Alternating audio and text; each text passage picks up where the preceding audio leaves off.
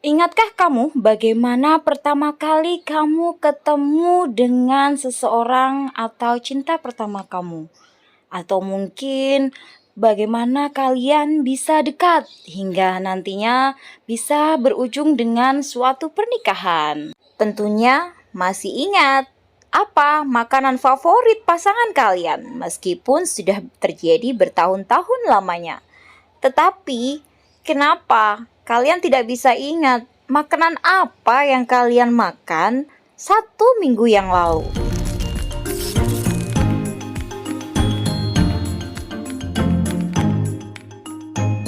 Terdapat 2 tipe memori ingatan. Yang pertama, memori jangka pendek, dan yang kedua, memori jangka panjang.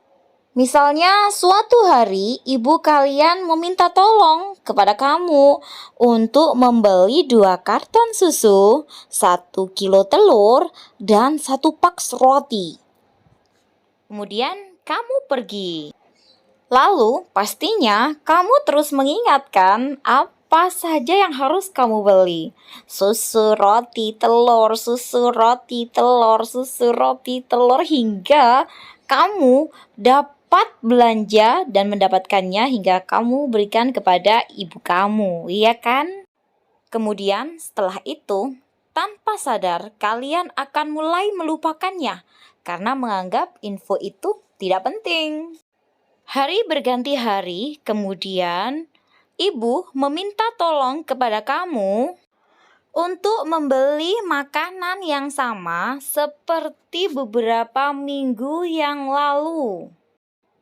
Hayo, apakah kalian akan ingat apa saja toh makanan minggu lalu? Jika tidak, pastinya ibu akan mengingatkan kamu tentang makanan apa yang harus kamu beli. Ini merupakan ingatan jangka pendek yang hanya disimpan sementara hingga selesai digunakan. Terus, bagaimanakah dengan ingatan jangka panjang? Ingatan jangka panjang hanyalah ingatan jangka pendek yang telah melalui proses bernama konsolidasi di dalam otak. Contohnya, jika kalian diminta untuk membeli belanjaan yang sama setiap minggunya, lama-kelamaan kalian akan ingat sampai kalian akan pergi sendiri membeli belanjaan tersebut walaupun tanpa diminta ibu. Perbedaan antara ingatan jangka pendek dan jangka panjang bukan hanya terletak pada kegunaannya, tetapi juga di penyimpanannya. Banyaknya ingatan jangka pendek yang bisa disimpan hanya sedikit.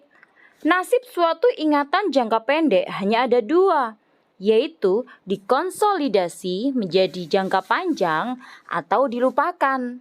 Oleh karena itu, ingatan jangka pendek mempunyai penyimpanan yang terbatas. Mungkin ada baiknya kalian tidak mempelajari semua bahan ujian 1 malam sebelum ujiannya berlangsung. Ingatan jangka pendek disimpan di bagian otak yang bernama hipokampus.